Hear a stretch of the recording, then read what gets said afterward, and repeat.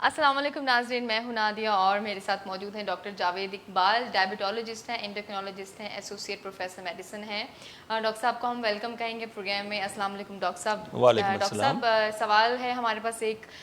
ज़हरा बीबी हैं जिनकी उम्र 40 साल है और ये फरमाती हैं कि इनका वज़न जो है वो 1 साल से मुसलसल और तेज़ी से बढ़ रहा है और इनका ब्लड प्रेशर जो है वो भी हाई रहना शुरू हो गया है और इनका ब्लड शुगर लेवल्स जो हैं वो मतलब हाई रहना शुरू हो गए। तो इन्होंने रिक्वेस्ट की है कि इनको प्लीज़ गाइड करें कि इनकी बीमारी जो है किस किस्म की है। ये जो बहन ने सवाल किया है, इनकी एज 40 ईयर है और इनका वज़न तेज़ी से बढ़ रहा है और इनके पेट के ऊपर पिंक किस्म की लाइनें बन गई हैं और प्लस ये है कि इनका ब्लड प्रेशर हाई होने शुरू हो गया है और ब्लड शुगर लेवल जो हैं वो नॉर्मल से ज़्यादा होना शुरू हो गए हैं। तो ये जो इस किस्म की जो बीमारी होती है, इसमें आप ये समझ सकते हैं कि बॉडी में स्टीरॉयड्स का लेवल एक्सेस हो गया है। ठीक है। यानी स्टीरॉयड लेवल की ज़्यादती हो गई है। जो स्टीरॉयड्स हैं उनके बारे में बहुत सारी मिसकंसेप्शंस भी हैं, कुछ अच्छे कंसेप्ट भी हैं, कुछ बुरे भी हैं। जी। मसलन अगर हम किसी भी हम पेशेंट से जब हम बात करते हैं, तो अगर आप पेशेंट से बात करें तो पेशेंट सबसे पहले अगर हम उनसे बात करें कि भाई आप स्टीरॉयड्स के बारे में क्या जानते हैं, तो उनका जवाब ये होगा कि स्टीरॉयड तो बड़ी मुज़र चीज़ है जी, स्टीरॉयड तो बॉडी को नुकसान देती है वगैरह वगैरह। यानी उन्होंने उनके साइड इफ़ेक्ट्स के बारे में सुना होता है या वो समझते हैं कि ये कोई बहुत ही ख़तरनाक किस्म की दवाई है जो नुकसानदेह हो सकती है। तो मैं अर्ज करता चलूँ कि अगर बॉडी में स्टीरॉयड्स की कमी हो जाए तो भी खतरनाक है और ज्यादती हो जाए तो भी खतरनाक है। लेकिन जब स्टीरॉयड बैलेंस में होते हैं तो बॉडी के ब्लड प्रेशर को रेगुलेट करते हैं, वो आपके बॉडी के इन्फ्लेमेशन सिस्टम को रेगुलेट करते हैं, वो आपके बॉडी के मेटाबॉलिज्म को रेगुलेट करते हैं। तो स्टीरॉयड्स की बॉडी में नॉर्मल मौजूदगी होनी चाहिए। अगर आपको कोई बीमारी आपके ऊपर आ जाती है तो बॉडी में स्टीरॉयड्स की रिक्वायरमेंट बढ़ जाती है। तो अगर बॉडी उतने स्टीरॉयड्स ना बना पाए तो उसको हम कहते हैं एड्रीनल इनसफिशिएंसी होना या कार्टिकोस्टीरॉयड्स की कमी हो जाना। उस वक्त हमें बाहर से स्टीरॉयड देने पड़ सकते हैं और कई बीमारियां ऐसी हैं जहां लाइफ सेविंग ड्रग्स हैं ये स्टीरॉयड्स। फॉर एग्जांपल अगर किसी पेशेंट की कोई एक बीमारी होती है, टेम्पोरल आर्थराइटिस हो जाए, तो उसकी आँख की बिनाई जा सकती है अगर हम स्टीरॉयड टाइम पे ना दें। कुछ लोग जिनको गर्दन तोड़ बुखार हो जाता है, गर्दन तोड़ बुखार में अगर हम डेक्सामेथासोन वैलेंट टाइम नहीं देते तो कई दफ़ा उसकी वजह से बॉडी में CNS में दिमाग में इन्फ्लेमेशन हो सकती है। इसी तरह अभी जो कोरोना वायरस के बारे में बात चल रही है, तो कोरोना वायरस में जब CRP ज़्यादा होती है तो स्टीरॉयड आपको देने पड़ते हैं ताकि सोजश बॉडी में कम हो। और उसमें 10 दिन का ट्रायल जो है डेक्सामेथासोन का किया गया है और उसके साथ बहुत अच्छे इफेक्ट्स पाए गए हैं लंग्स के ऊपर, उनके जल्दी रिकवरी हुई है उन पेशेंट्स की। तो ये सारी चीज़ें हैं, ये तो अच्छी बातें हैं जो उनके बारे में। लेकिन अब प्रॉब्लम पता क्या है? प्रॉब्लम ये है कि दो किस्म के प्रॉब्लम हो सकते हैं। या तो बॉडी के इंटरनल स्टीरॉयड बनने शुरू हो जाए, यानी स्टीरॉयड बनते कहाँ से? एड्रीनल ग्लैंड से। एड्रीनल ग्लैंड कहाँ पे होते हैं? एड्रीनल ग्लैंड आपके किडनी के ऊपर होते हैं और यहाँ पे अब्डोमेन के अंदर होते हैं। और इनको रेगुलेट कौन करता है? जैसे एंडोक्राइन के सारे हार्मोन्स को पिट्यूटरी ग्लैंड रेगुलेट करता है, इसी तरह इनको भी पिट्यूटरी करता है रेगुलेट। तो अगर पिट्यूटरी में ट्यूमर हो जाए कोई या एड्रीनल ग्लैंड में ट्यूमर हो जाए तो इंटरनल लेवल पे स्टीरॉयड लेवल बढ़ जाएगा। इस बीमारी को हम कुशिंग बीमारी कहते हैं, कुशिंग डिजीज या कुशिंग सिंड्रोम। ठीक है, ये इसका नाम है। अच्छा, अब एक और वे भी है बॉडी में स्टीरॉयड बढ़ने का। वो ये हो सकता है कि आपको रूमेटॉइड आर्थराइटिस हुआ, आपको अस्थमा हो गया, दमे का मसला हुआ, या गठिया का हो गया, या आर्थराइटिस हो गया। आप डॉक्टर के पास गए, डॉक्टर ने आपको कुछ अमाउंट आपको स्टीरॉयड्स की एडवाइस की और उसने कहा कि ये इतने दिन आपने ये टैबलेट जो है खानी है डेल्टा कॉटिल की या स्टीरॉयड की लेवल डेक्सामेथासोन की गोली खानी है। मरीज को उससे सब फौरी रिलीफ आ गया। अब मरीज नेक्स्ट टाइम डॉक्टर को जाने के बजाय अब जब भी उसको ज़्यादा पेन होएगी वो जाएगा मेडिकल स्टोर से एक डब्बी लेगा स्टीरॉयड्स की, या घर में चूँकि 1000 की एक टैबलेट्स का पैक आ जाता है, वहीं से वो 4-5 गोलियां खाएगा और रिलीफ ले लेगा। फिर कुछ दिन ठहर गए, फिर पेन ज़्यादा हो गई, फिर उसने वो टैबलेट्स खा ली।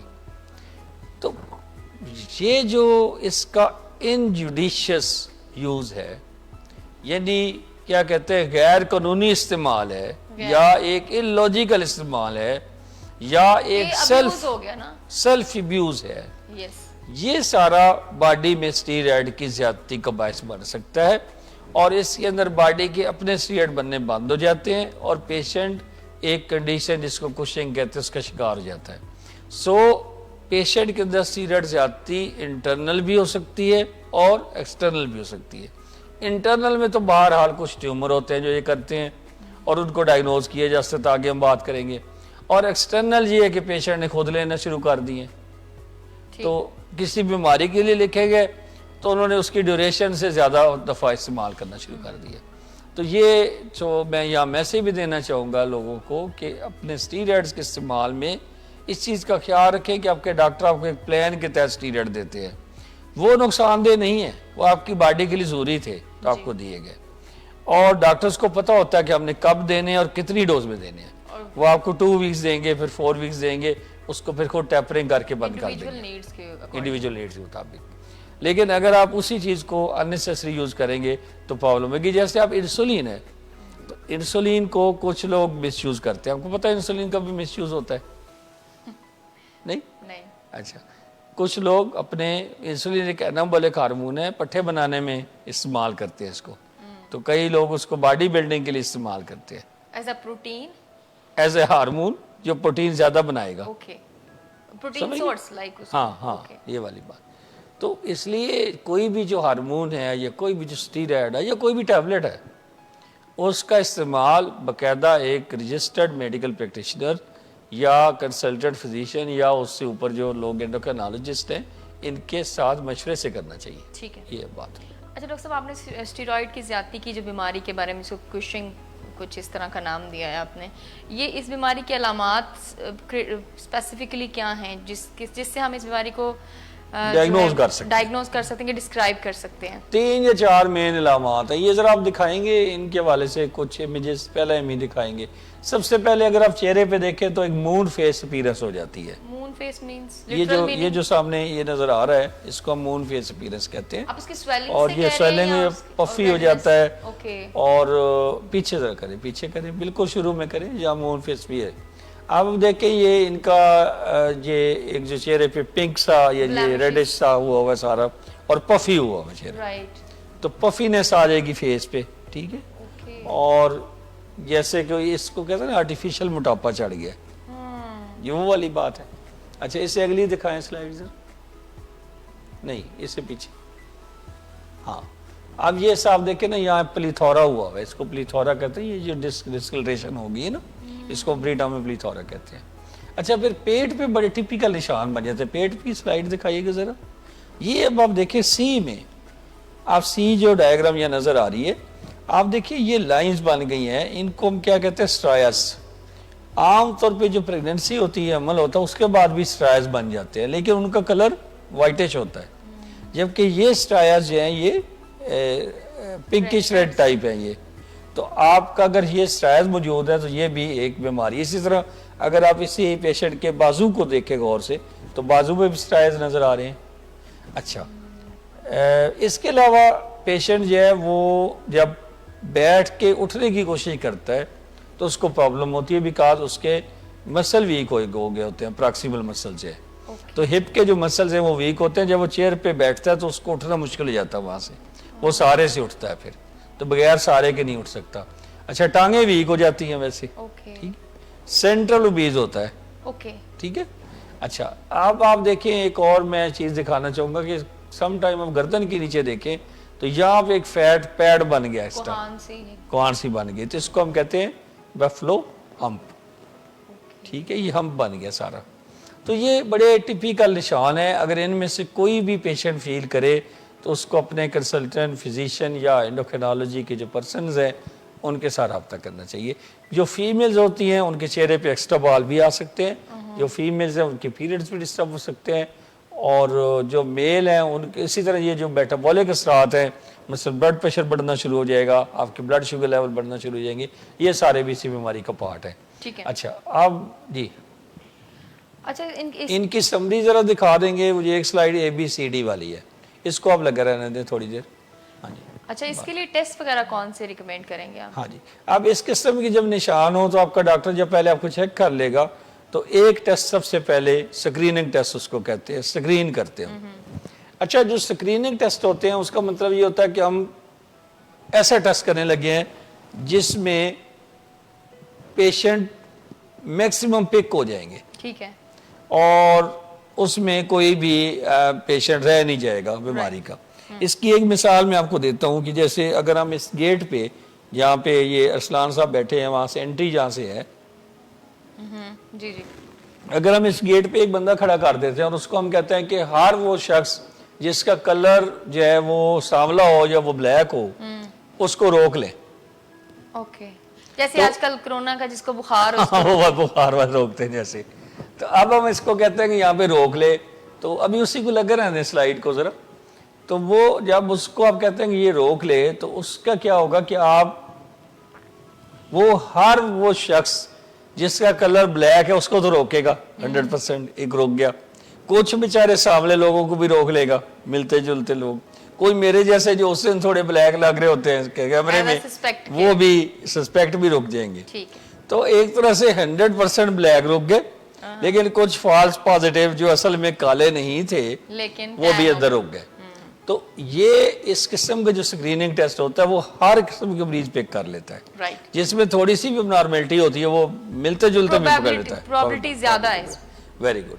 तो आप क्या करते हैं, डेक्सामीथासोन की गोली लेते हैं, डेक्सामीथासोन 0.5 मिलीग्राम की एक गोली आती है, डेकोड्रॉन जी, 2 टैबलेट्स उसकी खाते हैं रात को 11 बजे। ठीक है, डेक्सामीथासोन की 2 टैबलेट्स रात 11 बजे खाते हैं। ये स्टीरॉयड है। टैबलेट का नाम दोबारा बताइए। डेक्सामीथासोन, लगता है किसी लड़की का ना।